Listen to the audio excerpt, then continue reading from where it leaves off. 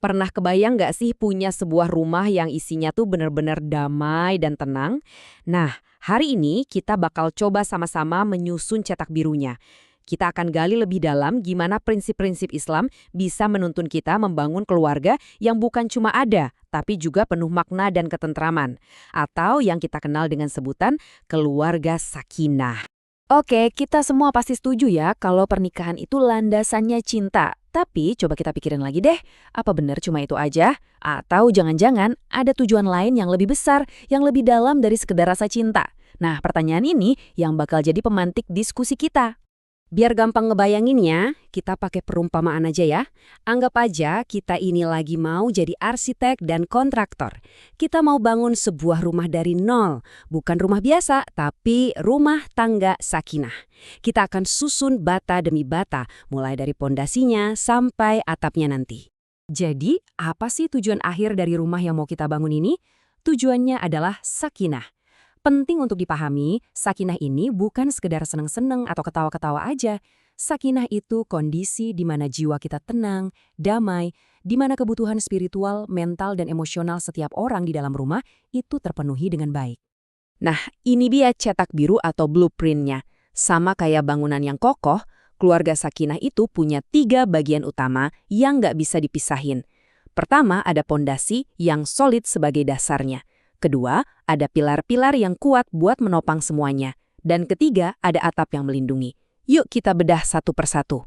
Sebelum kita bangun gedungnya tinggi-tinggi, yang paling penting itu dasarnya dulu kan? Nah, pondasi keluarga sakinah itu dibangun di atas 3 prinsip ini. Keadilan dalam setiap hal, keseimbangan antara hak dan kewajiban, dan kesalingan atau hubungan timbal balik.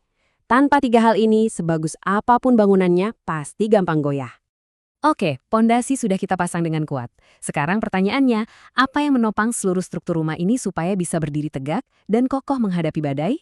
Jawabannya adalah ada 5 pilar utama yang jadi jantung dari rumah tangga sakinah. Kelima pilar itu adalah zawaj atau kemitraan, lalu ada mitsakan ghalidoh atau janji yang kokoh, ketiga, muasyarah bil ma'ruf atau perlakuan yang baik, keempat, musyawarah atau diskusi, dan yang kelima, taroden atau saling meridoi. Penasaran kan maksudnya apa? Yuk kita lihat lebih dekat satu persatu. Kita mulai dari pilar yang pertama ya, zawaj. Kalau diterjemahin secara harfiah, zawaj itu artinya berpasangan. Konsepnya kedengaran simpel, tapi maknanya dalam banget. Jadi intinya gini, suami dan istri itu partner, setara. Ibaratnya tuh kayak sepasang sayap di seekor burung. Coba bayangin, bisa nggak burung terbang cuma pakai satu sayap? Nggak bisa kan? Keduanya harus sama kuat, saling nopang. Al-Quran bahkan ngasih perumpamaan yang indah banget. Kalian itu pakaian bagi pasangan kalian. Artinya, saling menutupi aib, saling melindungi dari cuaca buruk, dan saling memperindah. Lanjut ke pilar kedua, mitsakan ghalida. Nah, ini yang bikin pernikahan dalam Islam itu beda. Pernikahan itu bukan sekedar kontrak sosial biasa.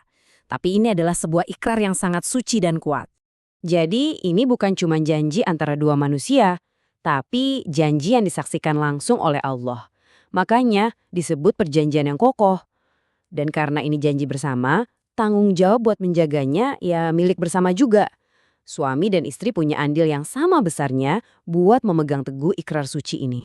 Pilar ketiga ini bicara soal praktek sehari-hari. Namanya muasyarah bil ma'ruf. Gampangnya ini soal gimana cara kita berinteraksi dan memperlakukan pasangan kita setiap harinya. Kuncinya di sini adalah timbal balik atau kesalingan.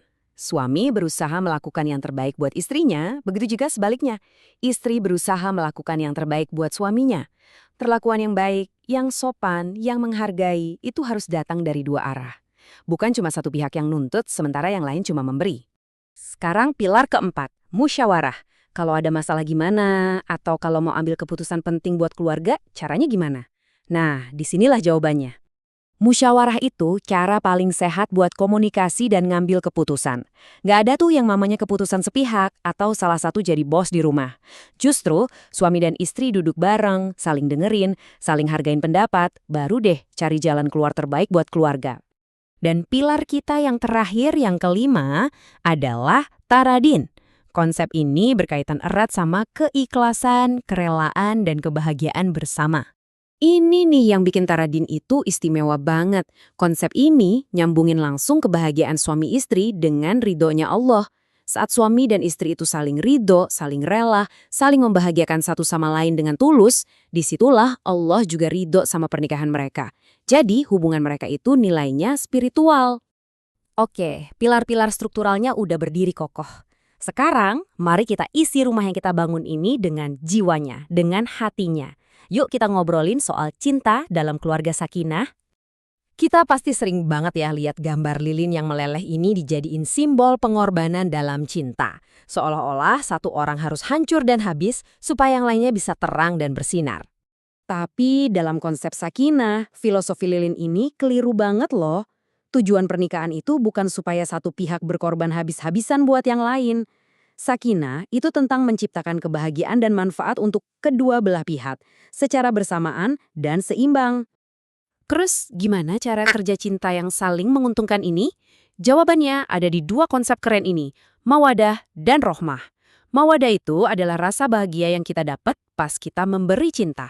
Sebaliknya, rohmah itu rasa bahagia waktu kita menerima cinta.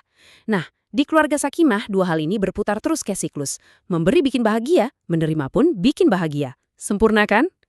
Oke, pondasinya udah ada, pilar-pilarnya udah kokoh, isinya juga penuh cinta. Sekarang kita pasang bagian terakhir dari rumah kita. Atap. Apa sih fungsi atap ini? Apa tujuan besar dari rumah yang sudah kita bangun susah payah ini? Atapnya adalah kemaslahatan atau kebaikan bersama.